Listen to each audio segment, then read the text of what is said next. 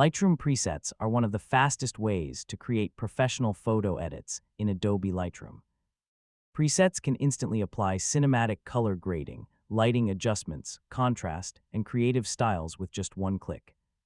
They are widely used by photographers, influencers, and content creators to maintain a consistent editing style across multiple photos. And honestly, presets can save a huge amount of editing time once you understand how they work. So in this full guide, I'll show you how to use Lightroom presets on PC step by step in 2026. First, open Adobe Lightroom or Lightroom Classic on your PC and import the photos you want to edit. In Lightroom Classic, open the Develop module where the preset tools are located. When the photo looks polished, export the final image using your preferred quality settings. And honestly, presets work best when combined with strong original lighting and proper photo exposure. Presets can improve a photo, but they usually work much better on already good images. And that's your full guide on how to use Lightroom presets on PC in 2026.